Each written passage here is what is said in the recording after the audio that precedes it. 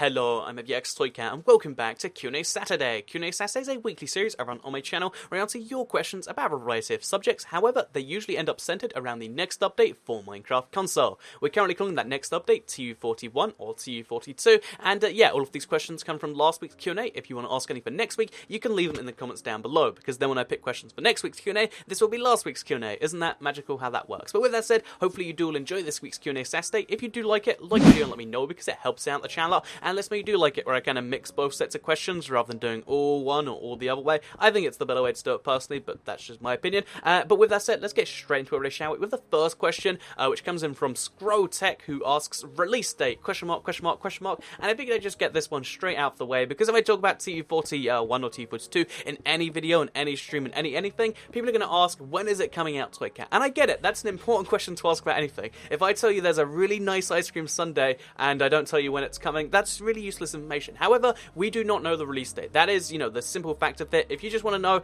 does it have a confirmed release date? It does not. We don't know when it's coming out. It could, in theory, be coming out in 2019 or something. But we know, based on previous updates and the fact that 4J is working on something, and the fact that for the past 3 or 4 years, they've released something, closer to the end of the year, we know that it's going to be coming out at some point later on this year. It could be, later on this year could just mean like September, October, although it's very unlikely. But I think realistically that means the update will be releasing in November or December. Again, this is just looking at the fact that we've had 4 Christmases of Minecraft console so far, and 3 of them had to have updates, in that month of December. I think that means a December update is almost guaranteed. But again, we have to wait to see when they start announcing stuff. If they start announcing stuff at the end of this month, we might start to see it even sooner than that. But if you want to put your money on a date, I would say December is the best chance, although December's not a date. But yeah, with that said, the release date is going to be at some point in December. If you just want to know when is it coming out, when can I expect it, that is when. So with that said, let's move into the second question here, which comes in from Elite Slayer 317, who says, Toycat, self-driving cars have been around for months now. So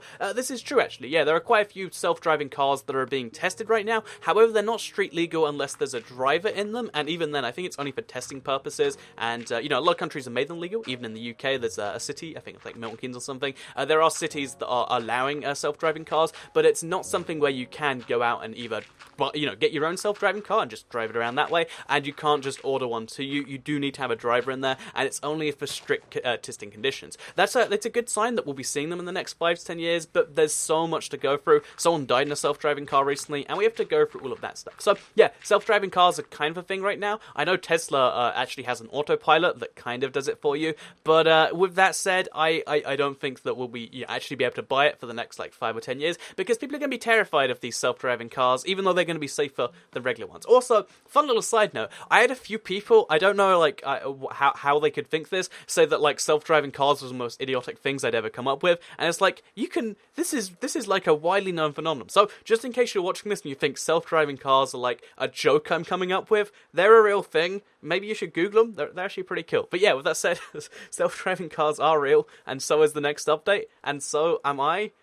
Should I confirm everything that's real from now? That'd be fun. But let's move on to the next question, which comes in from Reaper, who says, Toycat, does 4J Studios tell you what's in the next update? Another crazy question, but this is another like conspiracy theory people have that, oh yeah, me and 4J are secretly the same thing. I make these videos out the back of the 4J office. No, me and 4J Studios does not tell me anything about the next update. There has been a time where I was under NDA not to say anything about it, but I was testing through Microsoft, not through 4J. 4J Studios have never told me any inside information about what's coming, next. Anything that I say in any video, you can go publicly check. When I say the next update's going to be based on 1.9, you can check all the previous, 8 updates and be like, yeah, actually, they do always do it based on the PC version. When I say anything about the next update, it's always based on public information. Every now and then, I get the tiniest little snippet, from, something I shouldn't know, but, for the most part, anything I say is going to be based on, public stuff that is out there, and that's kind of the facts. I wish 4J would give me secret information, but right now, they do not. And also, since people say this, every time I say something remotely defending them, it's like, aha, Toycat's just defending 4J, even though they do a terrible job, or this or that.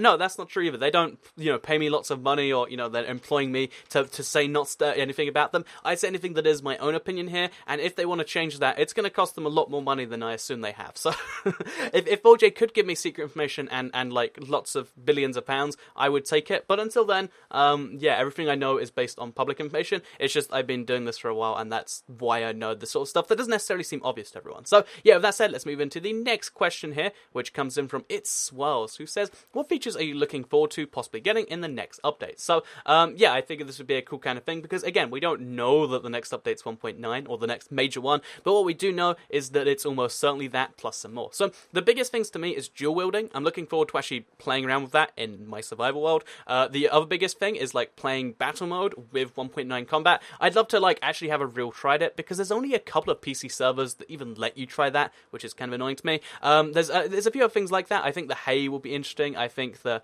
fact that you can get dragon heads. There's a few key things I'm looking forward to, but the end is the biggest one. If they do expand the end and make the end islands, that's going to be the coolest feature, and I imagine that's probably one of the biggest things in this next update. So yeah, end islands and multiple end dragon fights. I'm excited, even if I have to make a new survival world for it. So yeah, with that said, let's move to the next question here, which comes in from Benjamin New Duval, who says, that's a sitcom thing. Driving isn't part of the curriculum anymore. So yeah, I said something like, oh yeah, they have driving schools that schools in America. Apparently that's not true anymore, or at least a couple of comments have said that. One comment said it was true, so I guess we have no real idea. But basically, yeah, because I'm from the UK, and I think most people from Europe / not America kind of get the opinion that, oh yeah, it is how sitcoms are. So I assume that everyone lives in one of three places. You either live in like New York, you live in like Texas, or you live in like LA.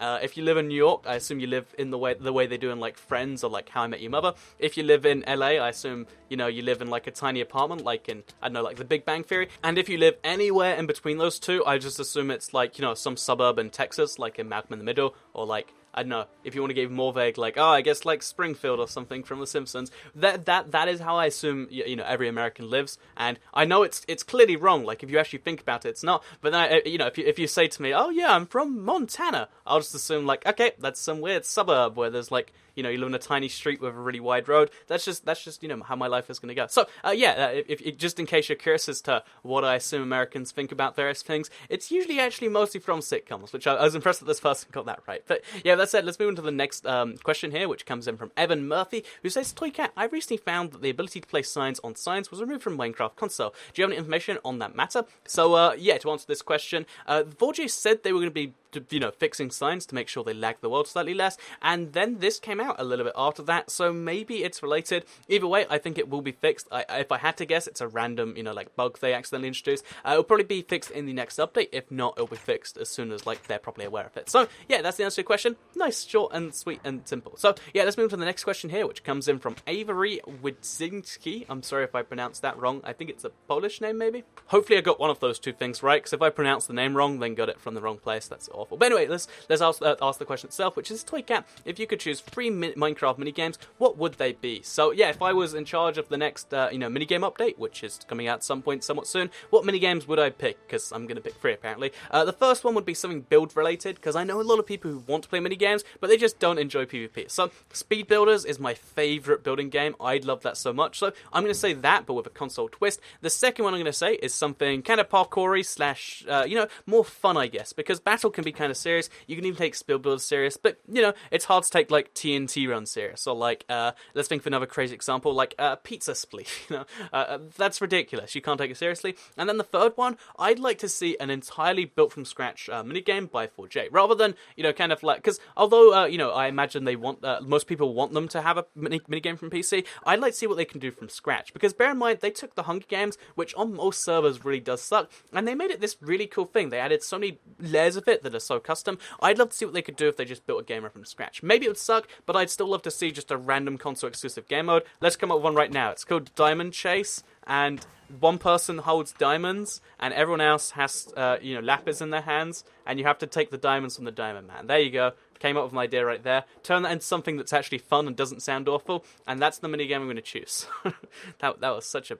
I've got a diamond sitting on my desk here, so that's why I got the diamond idea, and then I've just got like a Steve statue standing on top of him with a sword, and that was my inspiration. It's not a very good one, but yeah, that's what I picked. So let's move to the next question, shall we? Which comes in from Ollie Kemp, and they say, why do you not do face cam? And then like $5 signs and then some quotation marks and then some more dollar signs, and I assume that was like emojis from the phone or like something like that. I know it looks like it's not written by the person, and they say Toy Cat from Ollie. So yeah, why do I not use facecam in the vast majority of my videos? Because I think a lot of Minecraft YouTubers will do that. The big reason for me, honestly, is that whenever I do include facecam, so it's maybe like one video every month or so, there's just like a decent contingency of the comments. They're like, ah, ha, ha, ha, and then they'll try and make some, harsh comment in some way, and for the most part, negative comments are something you deal with being a YouTuber. I get something like 3,000 comments a day across my channel now. Some proportion of those are going to be negative. Let's say there's like 50 negative comments a day of people saying, haha, your Minecraft builds really suck, Toy Cat, or like,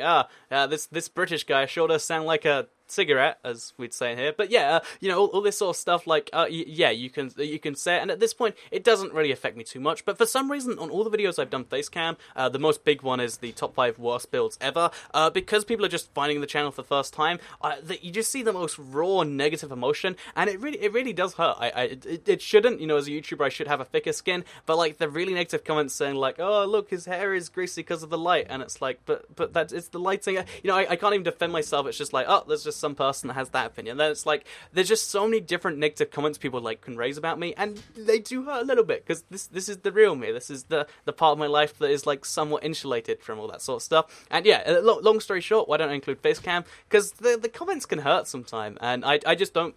I'm fine with dealing with that on every other aspect myself, but I'm just not going to put out something that people don't seem to really enjoy too much more anyway, if it takes more effort, and it just leaves me in a place where I feel worse about the whole thing. So yeah, that's the reason behind that. I didn't really want it to be a negative response, but the point being is there's too many like trolls on YouTube, and trolls can occasionally hurt you, it seems anyway. So yeah, with that said, let's move to the next question, which comes in from Shabs15, who says, will you ever go to micronations, which some people don't regard as countries? So the biggest examples of this would be like Lichenstein, that's the most famous one, Andorra, Vatican City.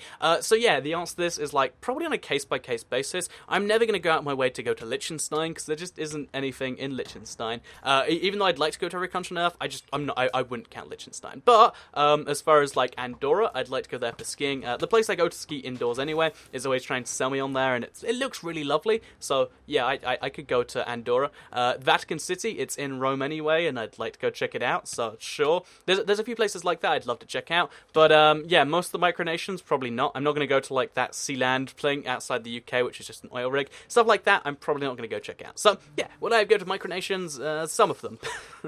So let's move into the next one here, which isn't a question. It's just some dude saying clickbait thumbnail, and I get this comment on every single video ever. Any video on the internet will have a comment at some point saying this is clickbait, and this is the problem with YouTube. People overuse the word clickbait so that you're not distinguishing between real clickbait and what people just see as like an attractive thumbnail or attractive title. So yeah, that just bear in mind, the thumbnail for last week's Q&A was literally an image from the video. 99% of my thumbnails, unless there isn't anything in the video that I want to make a thumbnail of, is just a screenshot from the video, which means that you literally cannot call it clickbait unless you're saying, oh, you're using the most appealing part of your content to draw people in. Oh, would you rather I use the least appealing part? Would you prefer it was just a black screen? I don't know what the response to that is. But yeah, I just wanted to put this one out there. If you say clickbait is like, if you're trying to say anything is clickbait and you actually believe yourself, you're being a bit ridiculous, because the real thing about clickbait on YouTube is most people, what is today considered a normal title would probably be clickbait 5 years ago. If you look at like Casey Neistat titles, he's one of the biggest examples. He literally admits it himself, like, oh yeah, they're all clickbait. Like, if he stands next to something, so he can have a really attractive thumbnail and title, like the biggest Sunday ever. You see these ridiculous titles, but it's a part of YouTube now. It seems. I think it's mostly on the vlogger side, but I think the real clickbait is the stuff we need to be fighting against. So, for instance, if you search up like a movie or a song, and there's a thumbnail that looks like it's the movie, but it's just a black screen saying go check out my channel. Or if you go to watch like any news event, and the thumbnail is off the news event and it's just some dude talking, that is clickbait stuff that I think is just a bit awful. But I think when I'm playing Minecraft and I'm talking about North Korea, and there is then like the North Korean thing which is in the video, I don't think that counts as clickbait. And if you do, then you are gonna hate my channel. So yeah, if you ever thought in your mind like this is a bit clickbaity, You're probably wrong. You might be right every now and then. I'm sure by someone's standards, I have, like, clickbaity stuff. But I think just having these different standards where, oh, you've got to make your video unappealing. You've got to make me not want to click on the video, and that way I won't click on the video and leave a clickbait thumbnail. I don't know what to say about this sort of stuff. I just figured I'd throw this one out there in case anyone out there has been thinking, like, this is a sort of thing. Look at any video on YouTube, and you'll see, like, the kind of trend things are.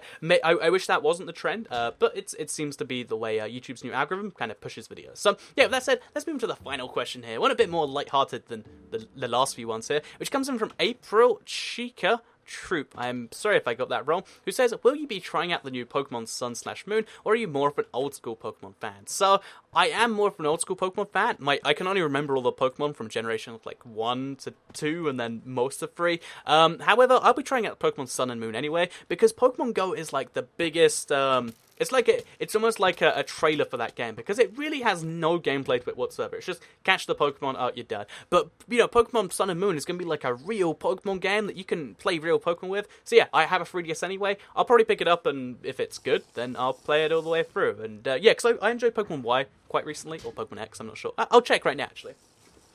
It's Pokemon X. So yeah, I enjoyed Pokemon X recently, and I'm sure I will enjoy Pokemon Sun and Moon. If I'm going to pick randomly right now, I'll pick Pokemon Sun. There we go. And I'll get back to you in like 4 months when I've played it. So, I hope you did all enjoy this week's Q&A Saturday. If you did all like it, like the video and let me know, because it helps out the channel a lot, and lets me know you do like the video. Share the video if you really liked it. Subscribe if you're new around here. I make videos like this every single week on my channel, and if you subscribe, you'll see them. Well, I mean, there's 2 every day, but you'll see this video every week on your homepage. And also, if you want to leave questions for next week, leave them in the comments down below. If you're one of those people that really wants to be picked, which I guess I kind of get, try and leave a comment that actually, 1, makes grammatical sense, 2, doesn't have, like, full of spelling errors, or, like, stuff like that, and 3, try to make sure it's a question I haven't asked before. If it's going to be, Toycat, our custom skins coming, then I don't know what to say. If it's going to be Toycat, what's your name, then I can't really answer that. If you try and answer, a unique question, then I can get round to it. So, yeah, there's your guidelines if you're curious. This is like almost a 17-minute video, so I hope you all enjoyed the longer Q&A Saturday, because I'll see you all in the next one. Goodbye.